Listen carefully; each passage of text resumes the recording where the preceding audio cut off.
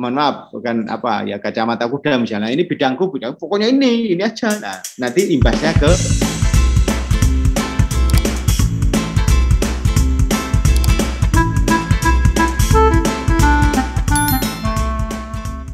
tadi Prof. Ali bilang mengoptimalisasi lahan atau mungkin masuk pada poin keempat, diversifikasi produk. Apakah itu bisa disebut sebagai klasterisasi, Prof?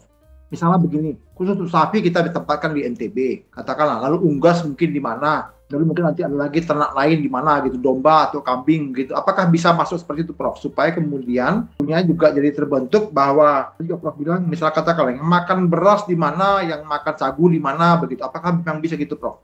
Disebutkan sebagai klasterisasi? Ya, sebenarnya istilah klasterisasi itu kan seperti rekayasa dari luar, dari atas. Ya, sebagian mungkin kalau menurut saya ini pendekatannya lebih ke sosiologis, tidak usah top down dari atas begitu ya. Nggak usah dibikin-bikin lah, biar alamiah saja. Dan kita itu duduk sama rendah, berdiri sama tinggi sebagai warga bangsa Indonesia yang berlandaskan Pancasila. Ini kan nuansanya kan harus menghormati hak asasi manusia, kemanusiaan yang adil dan beradab. Ya. Misalnya, kalau orang makan sagu jangan dilecehkan. Makannya kok sagu misalnya. Kalau nggak makan nasi, padahal sebenarnya dari sisi ilmu gizi sama itu di dalam perut juga nggak jauh beda. Kalau mau makan jagung, makan ketela, makan sagu, makan nasi pulen atau tidak, nasi rojo lele apa nasi biasa sama saja itu.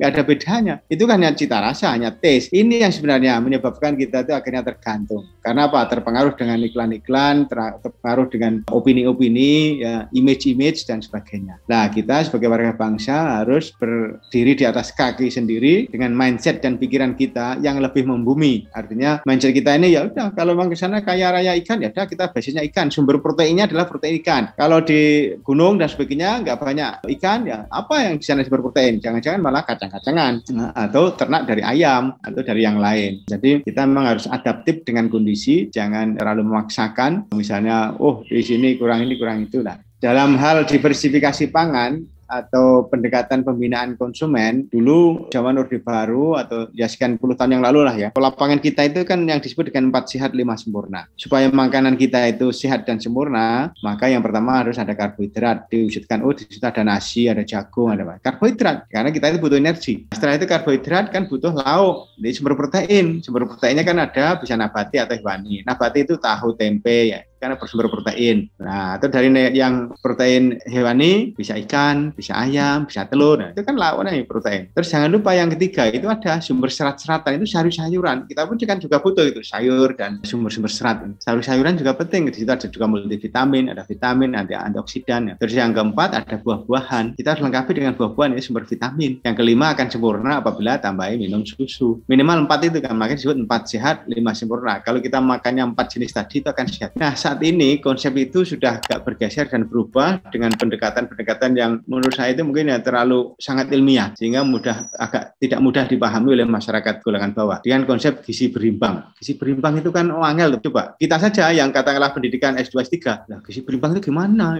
Kan susah. Tapi kalau diwujudkan dalam bentuk tadi 4 sehat sempurna, 1, 2, 3, 4, makanya ini masalah berimbang atau tidak itu nanti disesuaikan, ya loh. Kalau berimbang itu kan terkait dengan jumlah dan jenis. Jumlahnya diperbanyak atau dikurangi. Jenisnya diperbanyak atau dikurangi. Kan begitu. Tapi sekarang ini kan konsepnya itu gizi seimbang. Saya itu sebenarnya juga agak nggak begitu paham ini pendekatan-pendekatan yang tidak mudah dipahami masyarakat umum. Akhirnya apa yang terjadi? Karena pemahaman agak susah, ibu-ibu muda mungkin kurang paham atau pendidikan tentang gizi juga tidak dapat, akhirnya belajar dari televisi. Ketika belajar dari televisi, ini iklan-iklan menarik, akhirnya anak-anak juga diberikan cukup misalnya jajanan-jajanan itu. Jajanan-jajanan itu kan banyak karbohidrat kok, nggak lengkap itu, proteinnya kurang, sayurnya kurang, buahnya nggak ada. Yang terjadi akhirnya undernutrition, jadilah bayi stunting, gizi buruk dan sebagainya. Ini kan persoalan yang serius ini sebenarnya. Kalau anak-anak generasi penerus ini sudah gizinya buruk, kekurangan ekstrim, jadi stunting, itu nanti kecerdasannya terganggu, pertumbuhannya terhambat, sakit-sakitan, nah itu kan jadi beban masyarakat, beban bangsa dan negara. Oleh karena itu dari pangan inilah yang harus kita betul-betul ya sebagai pupuk jiwa dan raga manusia, anak-anak Indonesia ini harus diperhatikan makanannya. Pendekatannya tidak harus bersungguh-sungguh tadi. Nah, ini melalui pendidikan tentang pangan. Sehingga ke depan saya kira literasi dan komunikasi ini bicara tentang pangan. Nah, jadi bukan asal usul, tapi tentang pangan yang kita konsumsi itu sebaiknya kayak apa. Nah, itu sangat menarik supaya ibu-ibu muda itu belajar tentang pangan. Contoh di Sleman kita itu ada kerjasama sudah selama 3 tahun. Kan kasus-kasus stunting kan ada juga. Sleman ini kan termasuk di DIY kan termasuk juga kota ini, nggak di desa ini. Itu saja ada masih kasus-kasus stunting. Artinya apa? Ya banyak faktor lah yang menjelaskan kenapa itu terjadi. Padahal dengan nambah konsumsi telur sehari 1-2 butir itu saja sudah luar biasa. Padahal kan ada barangnya. Harga 1 butir telur itu tidak lebih mahal dari 1 batang rokok. Batang rokok ini loh ya. Coba 1 batang rokok kan 1.200. Telur itu juga tidak jauh dari itu. Ya. Atau mungkin pulsa. Ya, kita lebih beli pulsa daripada beli pangan untuk anaknya. Nah, ini kan juga persoalan. Nah, program-program itu yang kelihatannya ini kita perlu komprehensif. Saya termasuk yang agak sedikit prihatin ya dalam konteks ini. Maka optimalisasi pemanfaatan lahan dan air, ibu-ibu tadi, kelompok tani wanita atau ibu-ibu yang ini bisa bercocok tanam apa saja yang bisa dimanfaatkan di depan pekarangan rumahnya. Misalnya nanam cabai ya. Coba kalau nanam cabai, punya 3 batang saja itu setahun udah habis itu. Udah cabai rawit itu ya, punya 3-4 batang itu udah nggak akan kekurangan. Tanam di depan rumah melalui pot-pot itu juga bisa. Misalnya jahe, kencur ya, kemudian tomat misalnya itu bisa. Tapi karena budaya kita ini budaya beli ya, saya merasakan dan mengamati sejak 20 tahun terakhir ini kan budaya beli ini lebih menonjol daripada budaya produksi. Karena kita gampang, beli saja nih. Maka pendekatan pertaniannya harus ada pendekatan kultur. Maka disebut agriculture. Budaya tani itu harus kita kembalikan, kita kokoh kuatkan lagi supaya tidak selalu memiliki budaya beli. Dimana kita nggak mengalami kesulitan ketika petani pun ya tidak nanam cabai. Coba petani nggak nanam cabai loh itu, dia nanam padi. Padahal dia butuh cabai juga untuk masak. Petani saja udah nggak nanam cabai. Bagaimana ketika suatu ketika nggak ada cabai, apa nggak lonjakan harga cabai bisa sampai 100.000 kalau pas panen raya cuma 10.000. Ini karena pendekatan tadi melupakan pendekatan kultur, pendekatan budaya tani. Budaya tani itu yaitu kita menanam apa yang kita makan yang kita tanam, selebihnya itu nanti untuk orang lain, untuk kita jual belikan. Berbeda dengan konsep yang dengan budaya beli ini tadi. Semuanya kan kita beli, kita produksi masif, tapi kita bisa jual, nanti bisa beli. Dan konsep agribisnis itu kan salah satunya itu. Kita menanam apa yang dibutuhkan masyarakat, jumlahnya banyak, nanti kan dapat uang. Setelah dapat uang baru beli. Tapi ini juga sangat rawan. Saya pernah mendampingi warga masyarakat di pusat perkebunan kelapa sawit. Dia hanya nanam sawit. Akhirnya apa yang terjadi? Ketika harga sawit anjlok, dia nggak punya dana cukup, padahal untuk pangan beli, menjual hasil panen sawit, nanti dapat uang. Ketika dapat uang untuk beli pangan, beli beras, beli ikan, beli kebutuhan dapur itu ya. Ini kan sangat rawan. Kalau suatu ketika misalnya ada bencana, kemudian ada suplai logistik terganggu, kan bisa jadi orang kelaparan ini di tengah hutan sawit mau makan apa? Karena dia nggak nanam. Makanya seperti di Riau, saya sudah 15 tahun yang lalu, itu saya ngajak para petani-petani itu, jangan semuanya tanami sawit. Pinggir-pinggir galengan itu tanami singkong, tanami pisang, tanam cabai, tanam apa yang dipakai untuk memenuhi kebutuhan dapur yang kira-kira dibutuhkan. Gitu. Mungkin nanam jagung, nah, kan bisa juga tumbuhnya. Nanam jagung, nanam singkong, nanam apa. Kalau ada yang mungkin nanam padi sebagian misalnya. Supaya apa? Petani sawit itu tidak mengandalkan 100% sawit. Kalau itu terjadi, sangat rawan. Nah itulah sebenarnya pendekatannya. Ini pendekatan agribisnis, pendekatan beli daripada produksi. Jadi kita pangan itu beli itu. Seperti petani-petani di kebun sawit itu untuk pangan beli. Padahal bisa produksi. Dengan cara apa? Nanam lahan di sekitarnya, tanami cabai, tanami singkong, tanami jagung, tanami apalagi pisang ya, yang kira-kira menghasilkan ada buahnya, ya, ada umbinya, itu untuk cadangan pangan. Konsep-konsep inilah yang perlu ditularkan. Ironis ya, artinya sebenarnya bisa mengembangkan sendiri tapi harus beli ya. Nah iya, karena konsepnya keliru. Karena apa? Mengembangkan budaya beli daripada budaya produksi. Prof, saya kemarin itu dapat satu informasi berita gitu loh Prof ya, tentang adanya kelangkaan minyak goreng nih Prof, yang kemarin terjadi. Lalu kemudian ada lagi tuh rencananya harga tempe yang naik, kemudian ada lagi harga daging yang tadi disebutkan itu juga akan melonjak naik, apalagi menjelang Ramadan ini, juga beberapa komoditas lain begitu Prof. Nah ini banyak sekali sasaran publik itu kepada Kementerian Perdagangan, karena kementerian ini dianggap sebagai salah satu kementerian yang bertanggung jawab untuk memenuhi itu. Padahal secara tupoksi itu bukan bagian dia hanyalah mengimpor. Mungkin dia kena batunya karena dia harus mengimpor begitu Prof. Nah sementara ada kementerian lain yang mungkin dalam hal ini ya Bappenas ya Prof ya, Pak Arief yang sebagai kepala Bappenas itu mungkin akan ya lebih kerja lebih keras lagi saat ini. Tapi yang mau saya masukkan begini Prof, bagaimana kemudian kita mengedukasi publik supaya bisa menempatkan quote unquote ya tudingan mereka pada institusi yang tepat gitu Prof. Jadi bukan membabi buta. Pokoknya kamu yang impor ya kamu yang disalahkan begitu. Artinya kan ini kan memberikan juga efek ini ya demotivasi begitu kepada setiap institusi itu. Mereka udah kerja keras mati-matian, misalnya Kementan begitu. Kementan kan kemudian menjadi pihak yang kemudian disoroti juga. Padahal sebenarnya kayak kelangkaan minyak goreng curah itu sebenarnya tanggung jawabnya di Kemenperin begitu kan. Nah, ini gimana Prof? Artinya cara kita tuh mengedukasi publik supaya dia tahu persis ini loh yang bertanggung jawab. Bukan berarti kita melempar tanggung jawab, tapi artinya kita menempatkan pada proporsinya begitu Prof. Bagaimana cara mengedukasi itu Prof?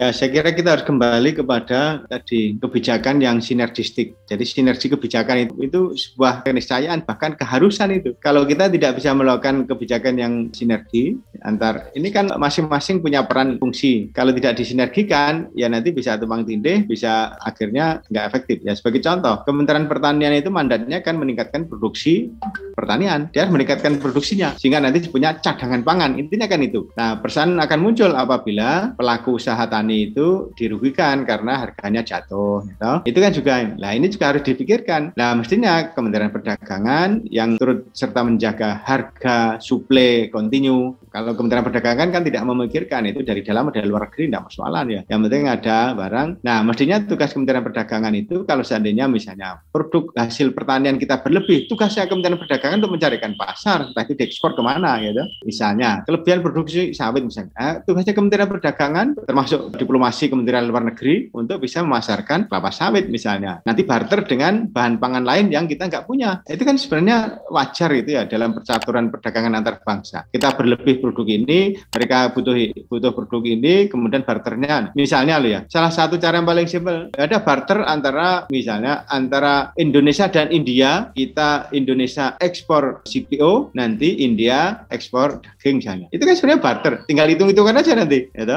Devisanya kan nanti hitung-hitungan, surplus apa minus. Kalau ini kok surplus ini minus, ya kita harus cari cara lain supaya perdagangan itu seimbang. Supaya nggak ada yang tergantung, nggak ada yang seperti itu kan. Ini kan perlu sinergitas, ini perlu sinergi nih. Kementerian Luar Negeri melalui diplomasinya, Kementerian Perdagangan, apalagi perdagangan luar negeri, ya itu mempromosikan produk-produk dalam negeri. Kementerian Pertanian bertugas untuk memproduksi. Ada Kementerian UKM dan Koperasi misalnya membangun SDM-nya. Menteri Perindustrian, ya perindustrian bertanggung jawab akan proses industri, ya supaya nanti bisa lebih tahan lama, lebih dan sebagainya. Kalau ada industri kan, termasuk industri-industri berbasis pertanian. Tapi industri ini kan juga belum banyak industri berbasis pertanian. Industri hilirnya ini kan belum banyak. Nah, hal semacam itu yang saya sebutkan, kita itu perlu komitmen ke politik dan sinergitas kebijakan. Kalau kita tidak bersinergi, ya susah. Ketika kita dikatakan produsen terbesar minyak sawit dunia, tetapi minyak sawit kalau langka. Jangan-jangan ada kebijakan yang nggak pas atau nggak tepat di mana kita belum tahu persis ya, atau ada faktor-faktor lain yang nggak tahu, sehingga ini menyebabkan.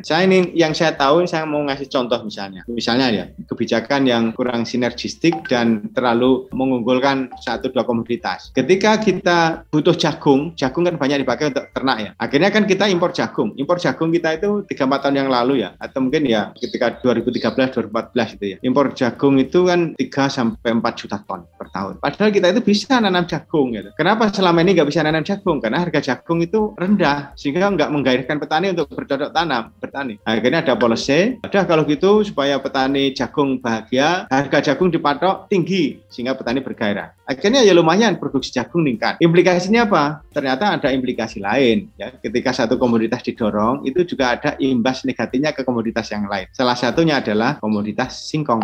Karena petani lebih bergairah nanam jagung daripada nanam ketela. Yang terjadi adalah, produksi jagung dalam negeri naik, harga jagung juga tinggi, petani menikmati hasilnya, apalagi lebih pendek lagi ya. Jagung kan cukup 3 bulan ya toh, panen dia. Kalau singkong butuh 8 bulan, harganya relatif sama. Sehingga petani singkong itu beralih ke tanam jagung. Nah, ketika petani singkong meninggalkan budidaya singkong, yang terjadi adalah industri singkong dan turunannya seperti tapioka, akan turun ini. Ketika tapioka turun, padahal tapioka kan juga penting untuk bahan baku roti dan tambahannya, tidak mengandalkan semata dari terigu. Bisa industri tapioka ini kan juga banyak dibutuhkan juga. Akhirnya kekurangan bahan baku. ketika kekurangan bahan baku, ya gimana ini, masa pabrik tutup, akhirnya kan impor. Makanya sekarang itu kita itu impor gaplek loh, jangan dikira.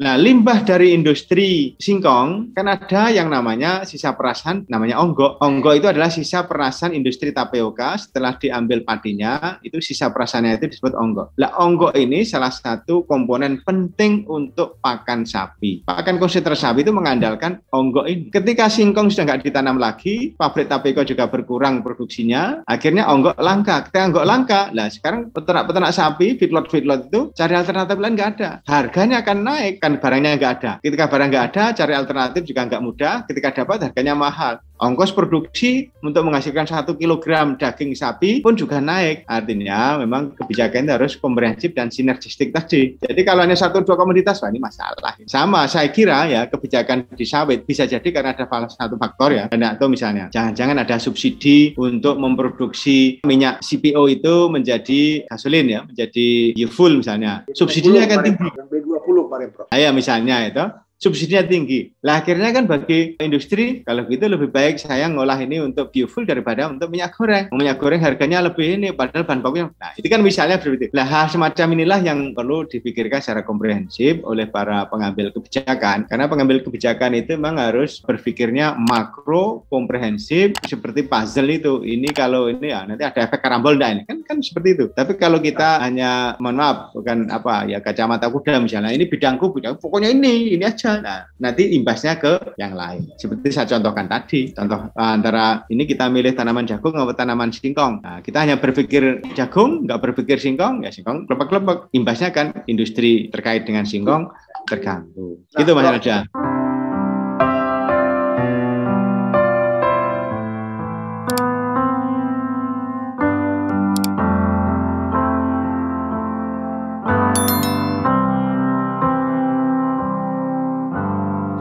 Another summer day has come, gone away.